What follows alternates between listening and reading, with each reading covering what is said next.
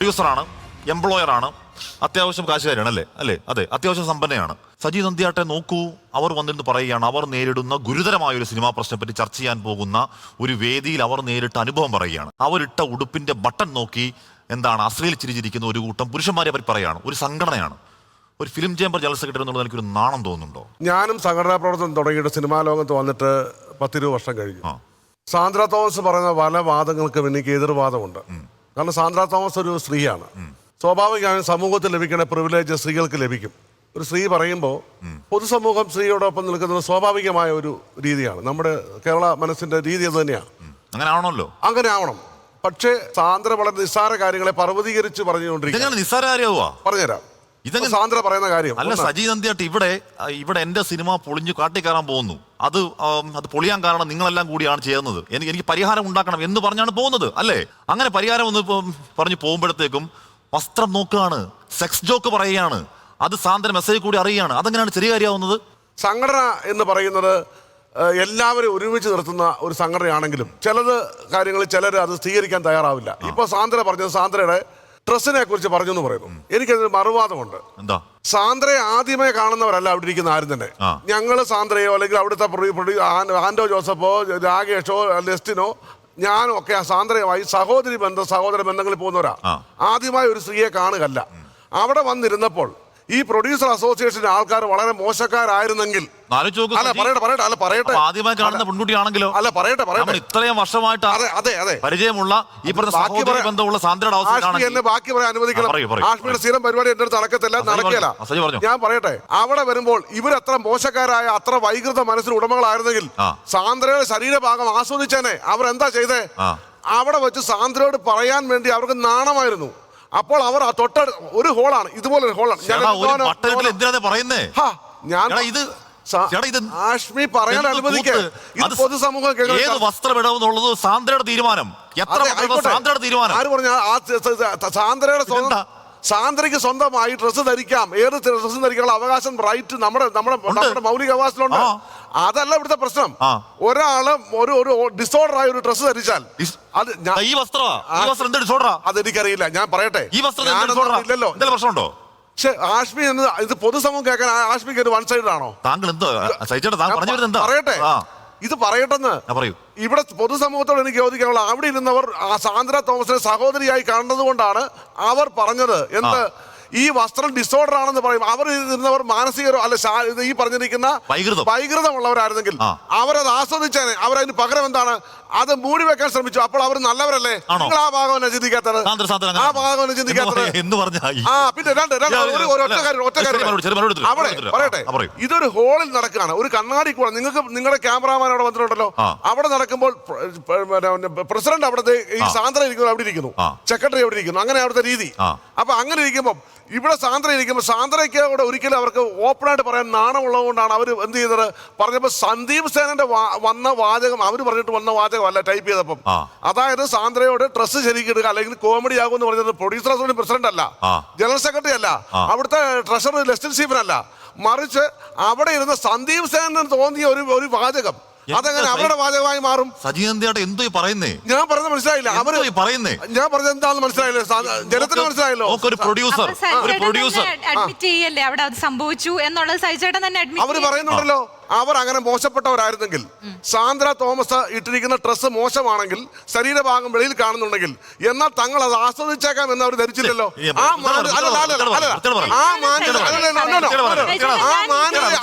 മാന്യതയല്ലേ നിങ്ങളിപ്പോ ചോദ്യം ചെയ്തേ? ഈ പറയുന്ന പോലെ ഇനി എങ്ങാനും സഹോദരി പോലെ കാണുന്നതാണ് അത് കാരണം വസ്ത്രം എന്തും മാറിക്കിടക്കുന്നു. അപ്പൊ ആ നല്ല ഉദ്ദേശത്തിൽ പറഞ്ഞാണോ? അങ്ങനെ ആലോചിക്കുന്നുണ്ടോ? ഒരിക്കലും അല്ല. അങ്ങനെയല്ല. ഇപ്പം സന്ദീപ് സേനൻ എന്നെ വിളിച്ച് മാറ്റി നിർത്തി എന്നോട് വളരെ സ്വകാര്യമായിട്ട് എന്നോട് പറഞ്ഞതാണ്. അതല്ല അവിടെ സംസാരിച്ചതെന്നും അവർ വളരെ മോശമായിട്ടാണ് എന്നെ കുറിച്ച് കമന്റ് ചെയ്തതെന്നും സജിചേട്ടനോട് ഞാൻ അന്ന് തന്നെ വിളിച്ച് ഞാൻ പറഞ്ഞിട്ടുണ്ട്. ചേംബർ ജനറൽ സെക്രട്ടറി ആയ സജിചേട്ടനോട് ഈ ഇൻസിഡന്റ് നടന്ന അന്ന് തന്നെ ഞാൻ വിളിച്ച് സജിചേട്ടനോട് എനിക്കുണ്ടായിരുന്ന ഒരു പേഴ്സണൽ ബന്ധത്തിന്റെയും കൂടെ പുറത്ത് സജിചേട്ടനോട് പറഞ്ഞിട്ടുള്ളതാണ്. അന്ന് സജിചേട്ടനോട് അവർ കാണിച്ച വൃത്തിയേടായി പോയി എന്ന് പറഞ്ഞ ആളാണ്. അതെ, അതിനുശേഷം അവരോട് സംസാരിച്ചപ്പോൾ അവര് പറഞ്ഞത് ഞങ്ങൾ സാന്ദ്ര എങ്ങനെ കാണുക, ഞങ്ങളുടെ കണ്ണില് ഞങ്ങളുടെ സഹോദരിയാണ്. സാന്ദ്ര നന്ദിയാട്ടെ. അല്ല, ഇപ്പൊ ഞാൻ പറഞ്ഞത് ഇനി അവരുടെ സഹോദര തുല്യ സ്നേഹം കാരണമുള്ള സ്നേഹം കൊണ്ടാണോ അല്ലയോ അതൊക്കെ അവിടെ നിൽക്കട്ടെ. സാന്ദ്ര തോമസിന് അങ്ങനെ ഒരു പരാതിയുണ്ട്. എന്നെ പരാതി കേൾക്കാൻ പോയപ്പോൾ ഈ കമ്മിറ്റിയിൽ എന്നെ അവഹേളിച്ചു, എന്നെ അധിക്ഷേപിച്ചു എന്ന പരാതിയുണ്ട്. ആ പരാതി ഫിലിം ചേംബറിനോട് ജനറൽ സെക്രട്ടറി സജീന്ദ്രനോട് വിളിച്ച് പറയുന്നുണ്ട്. അവർ എന്തെങ്കിലും നടപടി എടുത്തോ ചേംബർ? ഒറ്റ കാര്യം ചോദിക്കാം. എനിക്ക് സാന്ദ്രയോട് തിരിച്ച് ചോദിക്കേണ്ടത്, ഈ സംഭവം നടന്നതിന് ശേഷം സാന്ദ്ര പിന്നീട് 2 പ്രാവശ്യം പ്രൊഡ്യൂസർ അസോസിയേഷൻ പോയി. ഒന്ന് പ്രൊഡ്യൂസർമാർ വനിതകളുടെ ഒരു മീറ്റിംഗ് അവിടെ നടന്നു. അവിടെ വെച്ച് സാന്ദ്ര ഇത് ഉന്നയിച്ചിട്ടില്ല. ഇടപെടരുതേ, ജനം കേൾക്കട്ടെ. ചോദിച്ചോളൂ. 2 അതിനുശേഷം ഓഗസ്റ്റില് പ്രൊഡ്യൂസർ അസോസിയേഷൻ ജനറൽ ബോഡി നടന്നു. അവിടെ വെച്ച് സാന്ദ്ര ഇത് ഉന്നയിച്ചില്ല. ഞാനും സാന്ദ്രയുടെ പാടെ ഉണ്ടായിരുന്നു. സാന്ദ്ര ഇതൊന്നും ഉന്നയിച്ചില്ല. അതിനുശേഷം സാന്ദ്ര എപ്പോഴാണ് ഉന്നയിച്ചെന്ന് പറയാമോ? അത് പറഞ്ഞുതരാം. എപ്പോഴാണ് ഉന്നയിച്ചത് ഞാൻ മനസ്സിലാക്കിയ കാര്യം പറയുന്നത് തെറ്റുണ്ടോ തിരുത്തിക്കോ. ന്യൂസ് സൈറ്റ് എന്ന ചാനലിന് വേണ്ടി സാന്ദ്ര ഒരു അഭിമുഖം കൊടുത്തു. സാന്ദ്ര ചൊടിപ്പിച്ച സംഭവം എന്താണ്? ഈ പ്രൊഡ്യൂസർ അസോസിയേഷൻ നടന്ന ഈ സംഭവം അവരെ വ്യക്തിഹത്യ നടത്തുകയും ആ അസോസിയേഷൻ സംഘടനയെ അപകീർത്തിപരമായ രീതിയിലുള്ള ഇന്റർവ്യൂ കൊടുക്കുകയും ചെയ്തപ്പോൾ അവർ സാന്ദ്രയ്ക്ക് ഒരു നോട്ടീസ് അയച്ചു. ശ്രദ്ധിച്ചോണം, കള്ളം പറഞ്ഞ തെളിവിൻ്റെയിലുണ്ട്, ഇപ്പൊ ഹാജരാക്കും. അതിനുശേഷം സാന്ദ്ര എന്ത് ചെയ്തു? എന്നാൽ തനിക്ക് ഷോക്കോസ് വന്നിരിക്കുന്നു, തന്നോട് വിശദീകരണം ചോദിച്ചിരിക്കുന്നു, താൻ പുറത്താക്കപ്പെടാൻ പോവുകയാണ് എന്ന് മനസ്സിലാക്കി സാന്ദ്ര എന്ത് ചെയ്തു? ഈ കേസുമായി മുന്നോട്ട് പോയി. അപ്പോഴാണ് സാന്ദ്ര ഈ കേസ് മുന്നോട്ടിടുന്നത്. അതല്ലാതെ സാന്ദ്ര എന്ന് പറയുന്ന വ്യക്തി ഒരു പ്രൊഡ്യൂസർ അസോസിയേഷനെതിരെ കേസ് കൊടുത്തതിന്റെ പേരിൽ സാന്ദ്രയെ പുറത്താക്കിയതല്ല. ഇതിനു മുമ്പ് സാന്ദ്രയ്ക്ക് നോട്ടീസ് നൽകിയപ്പോൾ സാന്ദ്രയ്ക്ക് മണത്തു ഇത് പണി വരാൻ പോവാണ്. അപ്പോൾ സാന്ദ്ര എന്ത് ചെയ്തു? സ്വാഭാവികമായും ഒരു ഭരണഘടനയുണ്ട് ഒരു സംഘടനയ്ക്ക്. ആ ഭരണഘടന അനുസരിച്ച് ബൈലോ അനുസരിച്ച് പോകുന്ന ഒരു സംഘടന, സ്വകാര്യ സംഘടന, ഇത് ഗവൺമെന്റ് സംഘടനയല്ല. ആ സംഘടനയെ അപകീർത്തിപ്പെടുന്ന രീതിയിൽ സാന്ദ്ര എന്ത് ചെയ്തു? ഒരു ചാനൽ അഭിമുഖം നടത്തി.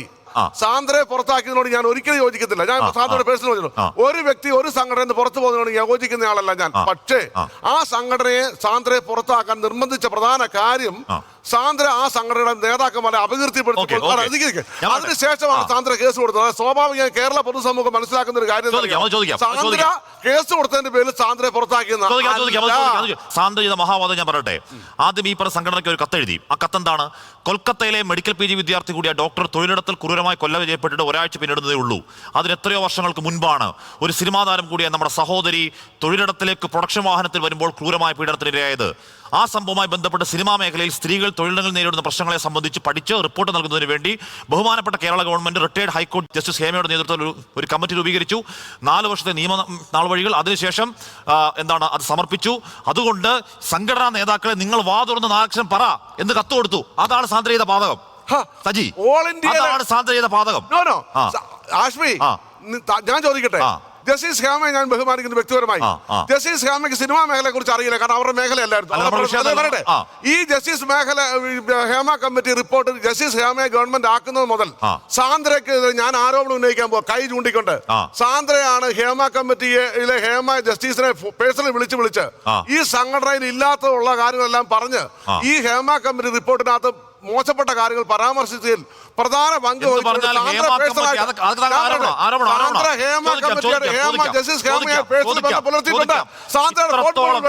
പക്ഷെ ഇത്രത്തോളം ക്രൂരമായ, ഇത്രത്തോളം വേട്ട നടക്കുന്നതിനെ കുറിച്ച് സർക്കാർ നിയോഗിച്ച ഒരു കമ്മീഷൻ പഠിച്ച് റിപ്പോർട്ട് സമർപ്പിച്ചിട്ട് സംഘടനാ നേതാക്കന്മാരെ തമ്പ്രാക്കന്മാരെ വാതുറന്തേൽ പറ എന്ന് സാന്ദ്ര പറഞ്ഞു. പാതകമാണ് നിങ്ങൾക്ക്.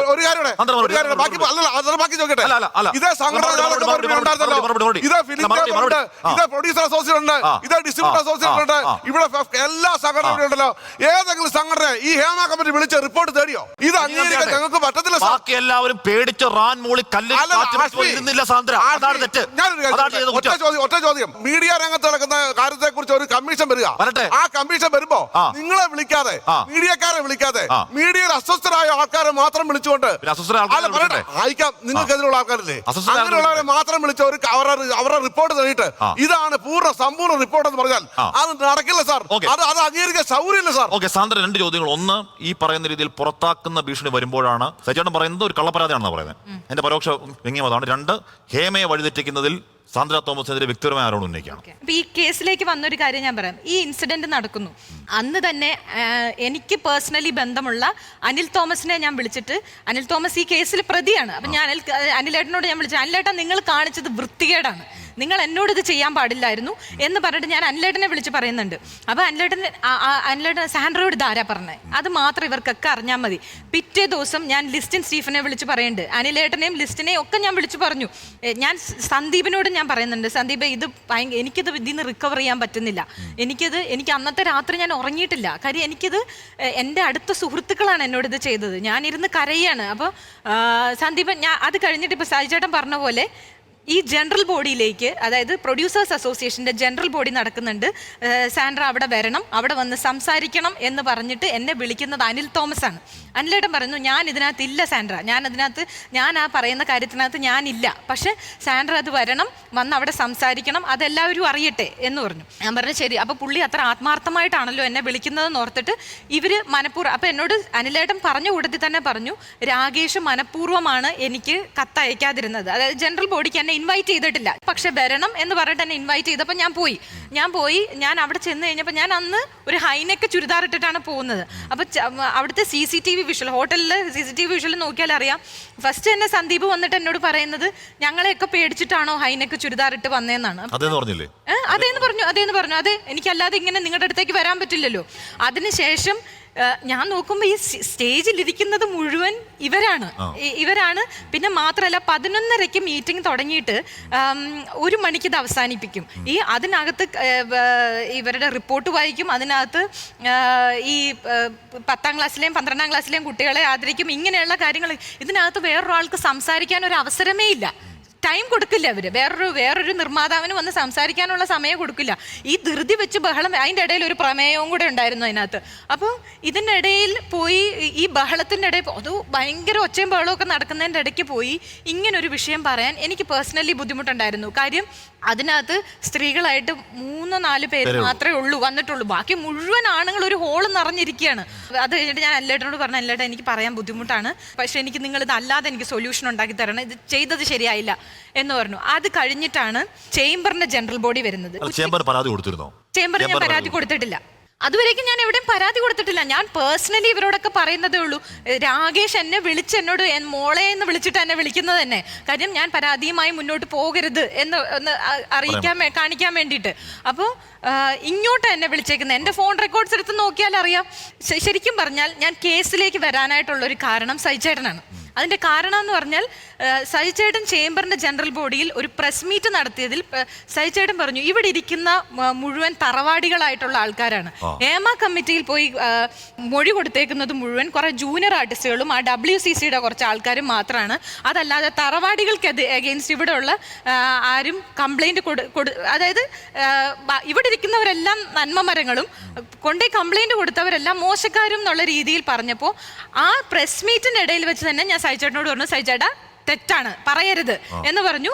അപ്പൊ എന്നോട് പറഞ്ഞു, സാൻഡ്ര അതേ പറയുള്ളൂ എന്ന് എനിക്കറിയാം. അതെ, ഞാൻ മൊഴി കൊടുത്തതിനല്ല സൈചേട്ടൻ പറഞ്ഞത് ഹേമ കമ്മിറ്റിയിൽ മൊഴി കൊടുത്തേക്കുന്ന അതിലൊന്നും ഒരു കാര്യവും ഇല്ല എന്നുള്ള രീതിയിലാണ് പറഞ്ഞത്. അപ്പൊ ഞാൻ സ്റ്റേജിൽ കയറി ചെന്ന് സൈചേട്ടനോട് ഞാൻ പറഞ്ഞു, സൈചേട്ടൻ നിങ്ങൾ ചെയ്തത് ശരിയല്ല, ഇങ്ങനെ പറയാൻ പാടില്ല. അതിനകത്ത് മൊഴി കൊടുത്ത ഒരാളാണ് ഞാൻ. എനിക്ക് അവിടെ അത്രയും പബ്ലിക് ആയിട്ടുള്ള ഒരു പ്ലാറ്റ്ഫോം, പബ്ലിക് ആയിട്ടുള്ള ഒരു സ്ഥലത്ത് അവരെന്റെ ബ്രായെ പറ്റി നോക്കി പറഞ്ഞെന്നറിയോ? അതായത് ഹേമ കമ്മിറ്റി റിപ്പോർട്ടിന് ഫെലിൻ ചേംബർ പ്രതികരിക്കണമെന്ന് മാത്രമേ പറഞ്ഞുള്ളൂ. സജി നന്ദിയാട്ട് അതല്ലാതെ ഈ കാര്യം പറഞ്ഞിട്ടില്ല. അല്ല, ഞാൻ പറഞ്ഞത് ഹേമ കമ്മിറ്റി വിഷയത്തിൽ മൗനം പാലിക്കരുത്. അത് വളരെ സീരിയസ് ആയിട്ടുള്ള ഒരു ഇഷ്യൂ ആണ്. അത് ഇവിടെ ഇങ്ങനെയുള്ള വൃത്തികേടുകൾ നടക്കുന്നുണ്ട് എന്നുള്ളത് പൊതുസമൂഹത്തിന് മാത്രമല്ല നിങ്ങൾക്കും ബോധ്യമായിട്ടുണ്ട്, ഇപ്പൊ എല്ലാവർക്കും ബോധ്യമായിട്ടുണ്ട്. അപ്പൊ ആ വിഷയത്തിൽ ഒരു എപെക്സ് ബോഡി എന്നുള്ള നിലയിൽ ചേംബർ പ്രതികരിക്കണം. ഇപ്പൊ സൈചേട്ടൻ പറയുന്നു, ഞാൻ ഹേമ മാമിനെ വിളിച്ച് സംസാരിച്ചിട്ടുണ്ട്. ഞാൻ സംസാരിച്ചിട്ടുണ്ട്, ഹേമ മാമിനോട് സംസാരിച്ച സംസാരിക്കുന്നത് കുഴപ്പമില്ല.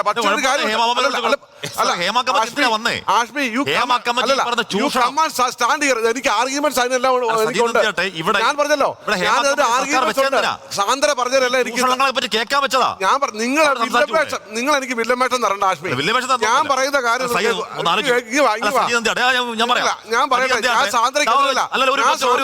ഞാൻ റിയാലിറ്റി പൊതുസമൂഹം ഒരേ ഇപ്പൊ തന്നെ സാന്ദ്ര പറഞ്ഞ അല്ല ഞാൻ പറയാം തർക്കിച്ചിട്ട് കാര്യമില്ല. കാതല പ്രശ്നമല്ല. ഇപ്പൊ സജി ചേട്ടൻ റിയാലിറ്റി ജനത്തോട് അറിയണം. വെയിറ്റ് സജി നന്ദിയാട് ഷട്ടിന്റെ ആ ബട്ടൺ ഇട്ടിട്ടില്ല, ഞാനും ഇട്ടിട്ടില്ല, അതെ. അവിടെ സാന്ദ്ര ഇട്ടിട്ടില്ല. അതെ, ആലോചിച്ച് നോക്കൂ. ഒരു മുതിർന്ന വനിതാ പ്രൊഡ്യൂസർ താഴോട്ടിട്ട് എന്ത് ചെയ്യും? നിങ്ങൾ പറഞ്ഞത് മര്യാദ പറയാം. എനിക്കറിയില്ല, അവിടെ സംഭവിച്ചതെന്ന് എനിക്കറിയില്ല. ഞാൻ അഡ്രസ് കണ്ടിട്ടില്ല. അങ്ങനെയാണെങ്കിൽ അക്കാഡമി ചെയർമാൻ ആയിരുന്ന രഞ്ജിത്ത് സാർ ഫുൾ ഷർട്ടിന്റെ ബട്ടൺ തുറന്നിട്ട് ഒരു പ്രശ്നം കൊടുത്തല്ലോ. അപ്പൊ ആർക്കും ഒന്നും പറയണം.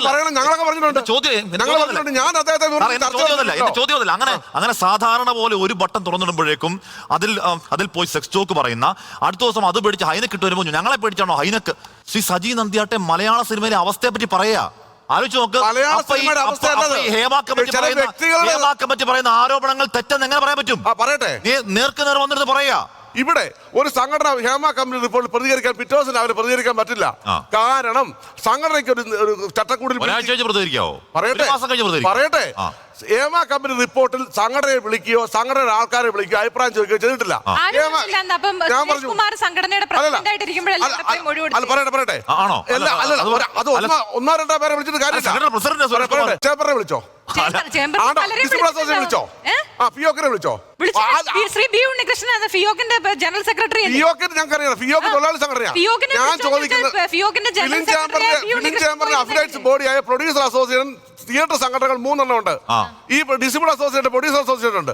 അതിൽ സുരേഷ് കുമാർ അറിയപ്പെടുന്ന ആൾ, അദ്ദേഹത്തെ വിളിച്ച് കാണാം. ഇത് ഞാൻ പറയട്ടെ, അധ്യക്ഷന്മാരോട് പോയി മാങ്ങാ വിളിക്കാൻ എന്താ കാര്യം അറിയോ? തങ്ങൾക്ക് നെഗറ്റീവ് റിപ്പോർട്ട് അവരെ മിസ്ഗൈഡ് ചെയ്തു. ഞാൻ പറയട്ടെ, ഞാൻ ഈ പറഞ്ഞ ജസ്റ്റിസ് ഹേമ കമ്മീഷന് ഞാൻ ഒരിക്കലും ഞാൻ ഇത് ചെയ്യത്തില്ല. കാരണം അവർ നിരപരാധിയാ. അവരെ മിസ്ഗൈഡ് ചെയ്തവർ, അവരെ നയിച്ചവർ തെറ്റിപ്പോയി. കാരണം എല്ലാരും വിളിച്ചിട്ട് മലയാള സിനിമയിൽ ഈ പീഡനം ഉണ്ടോ, അറസ്റ്റ് ചെയ്യണം